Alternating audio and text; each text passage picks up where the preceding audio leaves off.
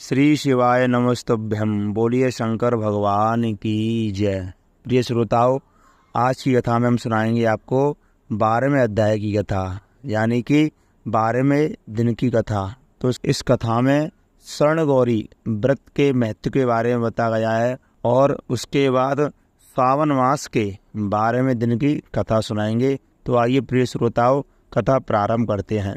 शंकर भगवान कहते हैं, हे सनत कुमारो, हे ब्रह्मपुत्रो, अब मैं स्वर्णगौरी का शुभ व्रत कहूँगा। यह व्रत श्रावण मास में शुक्ल पक्ष की तृतीया तिथि को होता है। इस दिन प्रातःकाल स्नान करके नित्य कर्म करने के बाद संकल्प करें और 16 उपचारों से पार्वती तथा शंकर जी की पूजा करें। इसके बाद भगवान शिव से प्रार्थना करें, हे देवों के देव, आइए हे जगतपति, मैं आपसे प्रार्थना करता हूँ, हे सर्वोत्तम, मेरे द्वारा की गई पूजा को आप स्वीकार करें।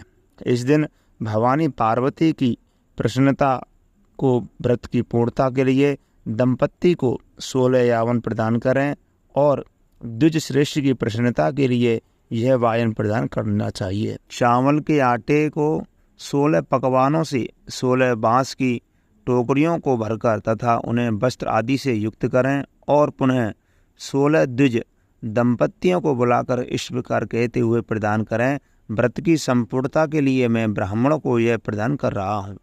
मेरे द्वारा की गई पूजा की समृद्धि के लिए सुंदर अलंकारों से विभूषित तथा पतिव्रत से सुशोभित ये शोभानीय सुहागन स्त्रियाँ इन्हें ग्रहण करें। इस प्रकार 16 वर्ष तथा 8 वर्ष या 4 वर्ष या 1 वर्ष तक इस व्रत को करके शीघ्र ही उसका उद्यापन करना चाहिए। पूजा के अनंतर कथा का श्रवण करके वाचक की विधि पूर्वक पूजा करनी चाहिए। हे सनत कुमारो, इस व्रत को सर्वप्रथम किसने किया, इसका मातम कैसा है और इसका उद्यापन किस प्रकार करना चाहिए, यह सब मैं आपको बताऊंगा। शंकर भगवान कहते हैं, हे महाभाग, आपने उत्तम बात पूछी है। अब मैं आपके समक्ष मनुष्यों को सभी संपदाएं प्रदान करने वाले स्वर्णगौरी नामक व्रत का वर्णन करता हूँ। पूर्व काल में सरस्वती नदी के तट पर सुविला नामक विशाल पुरी थी। उस नगरी में कुबेर के समान चंद्रभान नामक एक राजा रहता था। उस राजा की रूप लावण्य से संपन्न, सौंदर्य तथा मंद मुस्कान से युक्त और कमल के समान नेत्रों वाली महादेवी और विशाला नामक 2 भार्याएं थीं। उन दोनों में ज्येष्ठ महादेवी नामक भार्या राजा को अधिक प्रिय थी। आखेट खेलने में आसक्त मन वाले वे राजा किसी समय वन में गए और सिंहों, शार्दूलों, सूकरों, वन्य भैंसों तथा हाथियों को मारकर प्यास से व्याकुल होकर उस घोर वन में इधर उधर भ्रमण करते रहे।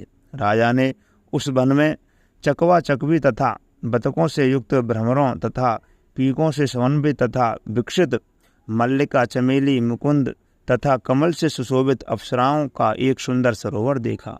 उस सरोवर के तट पर आकर उसका जल पीकर राजा ने भक्तिपूर्वक गौरी का पूजन करती हुई अप्सराओं को देखा। तब कमल के समान नेत्रों वाले राजा ने उनसे पूछा, आप लोग यह क्या कर रही हैं और यह सब करने से क्या होगा? हम लोग स्वर्ण गौरी नामक उत्तम व्रत कर रही हैं। यह व्रत मनुष्यों को सभी संप्रदाय प्रदान करने वाला है।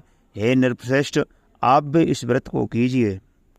राजा बोला, इसका क्या विधान है और इसका फल क्या है, मुझे सब विस्तार से बताइए। तब वे सारी स्त्रियां बताने लगी, हे राजन, यह स्वर्णगौरी नामक व्रत श्रावण मास के शुक्ल पक्ष की तृतीया तिथि को किया जाता है। इस व्रत में भक्ति पूर्वक प्रयत्न करके प्रसन्नता के साथ माता पार्वती तथा शिवजी की पूजा करनी चाहिए। पुरुषों को 16 तारों अथवा 1 डोरा दाहिने हाथ में बांधना चाहिए। स्त्रियों के लिए बाएं हाथ में या गले में इस डोरे को बांधना चाहिए। यह सब सुनने के बाद संयम चित्त वाले राजा ने भी उस व्रत को संपन्न करके 16 धागों से युक्त डोरे को अपने दाहिने हाथ में बांध लिया। उन्होंने कहा, हे देव, मैं इस डोरे को बांधता हूँ, आप मेरे ऊपर प्रसन्न हो और मेरा कल्याण करें। इस प्रकार देवी का व्रत करके वे अपने घर को आ गए। राजा के हाथ में डोरा देखकर ज्येष्ठ रानी महादेवी ने पूछा और सारी बात सुनकर वह राजा के ऊपर अत्यंत कुपित हो उठी। राजा ने कहा, ऐसा मत करो, वैसा मत करो। लेकिन रानी ने उस डोरे को तोड़कर बाहर एक सूखे पेड़ के ऊपर फेंक दिया। उस डोरे के स्पर्श मात्र से वह वृक्ष पल्लवों से युक्त हो गया। उसके बाद से उसे देखकर दूसरी रानी भी आश्चर्यचकित हो गई और उस वृक्ष पर स्थिर टूटे हुए डोरे को उसने अपने बाएं हाथ में बांध लिया। उसी समय से उसके व्रत के माध्यम से वह रानी राजा के लिए अत्यंत प्रिय हो गई। वह ज्येष्ठ रानी व्रत के उपचार के कारण राजा से व्यक्त होकर दुखित होकर के वन में चली गई। अपने मन में वह भगवती देवी का ध्यान करते हुए मुनियों के पवित्र आश्रम में निवास करने लगी। कहीं कहीं ज्येष्ठ मुनियों के द्वारा यह कहकर आश्रम में रहने से रोक दी जाती थी कि हे पापिन, अपने इच्छा के अनुसार यहाँ से चली जाओ। इस प्रकार घोर वन में इधर उधर भ्रमण करती हुई वह अत्यंत खिन्न होकर एक स्थान पर बैठ गई। तब उसके ऊपर कृपा करके देवी उनके समक्ष प्रकट हो गई। उन्हें देखकर वह रानी भूमि पर दंडवत प्रणाम करके उनकी स्तुति करने लगी। हे देवी, आपकी जय हो, आपको नमस्कार है। हे भक्तों को वर देने वाली, आपकी जय हो। शंकर के वाम भाग में विराजने वाली, आपकी जय हो। हे मंगले, आपकी जय हो। तब देवी की भक्ति के द्वारा वरदान प्राप्त करके और उन गौरी की अर्चना करके उसने जो व्रत किया उसके प्रभाव से रानी के पति उसे घर ले आए। उसके बाद देवी की कृपा से उसकी सभी मनोकामना पूर्ण हो गई। राजा सभी समृद्धियों से संपन्न होकर उन दोनों के साथ पूर्ण रूप से राज करने लगे। अंत में राजा ने उन दोनों रानियों सहित शिव पद की प्राप्ति की। जो स्वर्ण गौरी के इस उत्तम व्रत को करता है वह मेरा तथा गौरी का अत्यंत प्रिय होता है और विपुल लक्ष्मी प्राप्त करके तथा भूलोक में शत्रु समूह को पराजित करके शिवजी के विशुद्ध लोक को चला जाता है।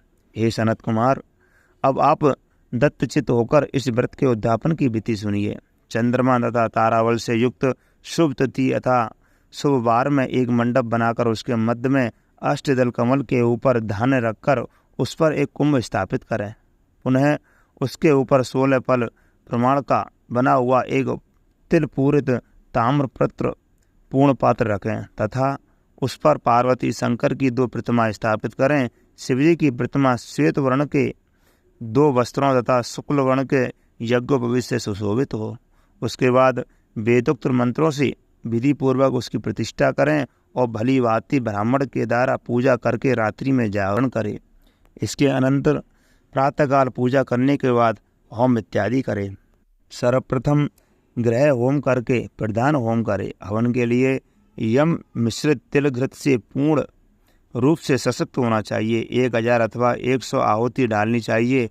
उसके बाद वस्त्र अलंकार तथा गौ के द्वारा आचार्य की पूजा करनी चाहिए और वायन प्रदान करना चाहिए। उसके बाद ब्राह्मणों को भोजन कराना चाहिए। साथ ही 16 दंपतियों को भी भोजन कराना चाहिए।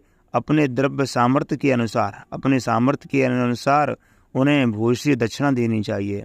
अंत में हर्षोल्लास से युक्त होकर बंधुजनों के साथ स्वयं भोजन करना चाहिए। तो प्रिय श्रोताओं, इस स्वर्ण गौरी व्रत को भक्ति विधान के साथ जो कोई भी भक्त करता है तो उसकी सभी मनोकामनाएं भोले बाबा की कृपा से पूर्ण होती हैं और उसको मनोवांछित फल की प्राप्ति होती है। बोलिए शंकर भगवान की जय।